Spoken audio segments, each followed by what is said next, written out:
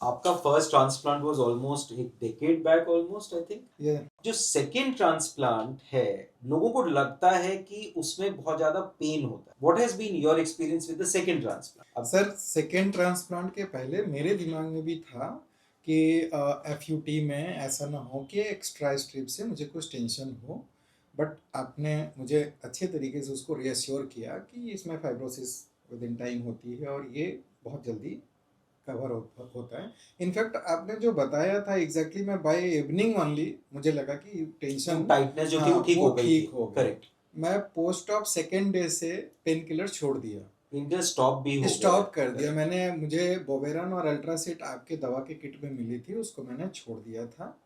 और आपने जिस हिसाब से मेडिसिन दिया था स्वेलिंग को कंट्रोल करने के लिए और जो प्रिकॉशंस बताए थे कि मुझे फेस डाउन करके नहीं रहना है, तो ये प्रॉपर मैंने मेजर्स लिया।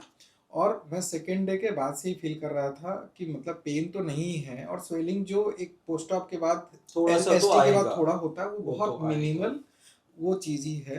तो मेरा एक्सपीरियंस तो ये था कि पूरे सिटिंग में मुझे शायद थ्रू आउट पूरा सेशन 10 आवर्स कैसे निकला पता नहीं चला। मैं उसमें अच्छा, एक तो खाना भी आपने अच्छा मंगा दिया था, वो इतना खाना बढ़िया खा के फिर कॉफ़ी मेरी वो बड़ी घर पे ही बनता है, हाँ यही बनता हाँ, मैं समझ गया है। इतना वो होममेड बिल्कुल इतना अच्छा खाना वो खाया। फिर बीच में 2 बार कॉफ़ी सेशन हुआ, और फिर स्टाफ आपके इतने ज़्यादा सपोर्टिंग है, वो मतलब काम भी अपने एकदम पूरे सिंसियरिटी के साथ कर रहे हैं, और बीच में कुछ ऐसी बातें भी हो जा रही है कि मन भी इनका लगा रहे।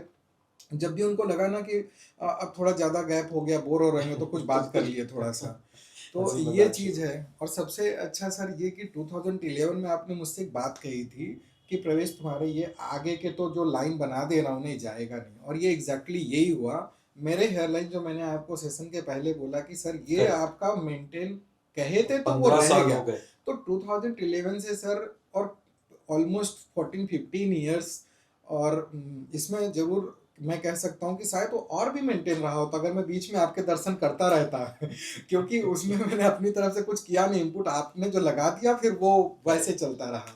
तो इस बार मैं बहुत सजग रहूंगा, मैं आपके दर्शन करता रहूंगा बट बीच इस में। बार भी ये क्या होगा कि इंस्पाइट इस बार बहुत बड़ा ट्रांसप्लांट हुआ, ऑलमोस्ट 10,000 बाल हम्म, के आसपास। उसके बावजूद भी आपके बाल अगले 15 से 20 साल ऐसे ही हम्म। रहेंगे, एक बाल भी इसका कम नहीं होगा। So that is the beauty of. Sir मतलब ये तो मेरे दिमाग में था कि मुझे जब भी सेकंड कराना रहेगा तो मैं डॉक्टर अमित बॉस के अलावा तो खैर सोच ही नहीं सकता।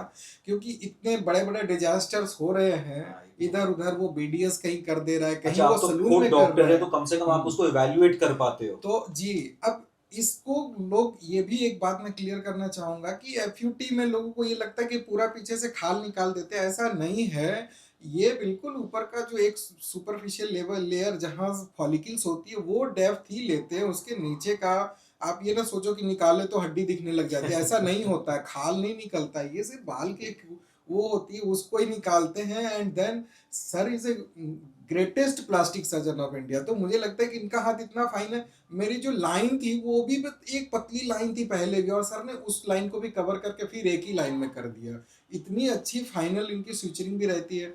मुझे था कि एंगुलर पोजीशन में शायद पेन होगा, बट नहीं है। तो मैं यही बोल सकता हूँ कि आप अगर सच में अपने कॉस्मेटिक सर्जरी के साथ आ रहे हो which is totally elective, then go for the best. आप लाइफ के लिए एक बार डिसीजन ले रहे हो, you are getting a full like कि मुझको पूरा 15 साल 20 साल का लुक चाहिए, you are handing over for something which is very important, not for look wise but for security wise, कि मेरा सर्जरी वो एक डिजास्टर में नहीं होना चाहिए। बहुत सारे आप लोगों ने न्यूज सुने होंगे कि कैसे कैसे डिजास्टर हुए हेयर ट्रांसप्लांट से। कानपुर में दो दो डेथ हुआ करेक्ट। बाय ए दो दो। बीडीएस।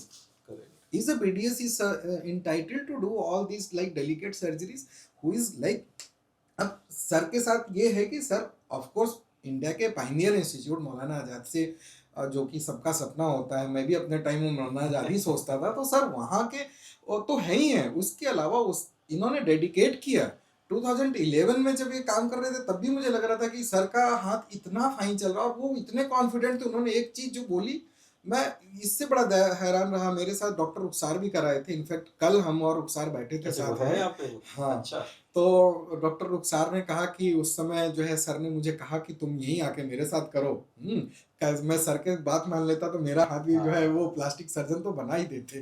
तो इतना हमें तो खैर कॉन्फिडेंस था, बीइंग अ डॉक्टर हम समझ भी रहे थे कि सर ने कितना बारीकियाँ लिया है, करते कैसे।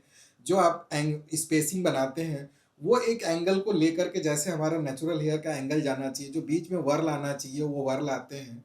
तो ये फास्ट भी हो, 10,000 6-7 घंटे के सेशन में कवर भी हो जाए और उतना एक रियलिस्टिक अप्रोच आ जाए जिसके अंदर आप कह लो कि हाँ, कोई भी ये ना दूर से देखे कि हाँ, ये तो जो है कुछ किया बिल्कुल है। ऐसे प्लांटेड करके है, वो एक नेचुरल लुक आ जाए।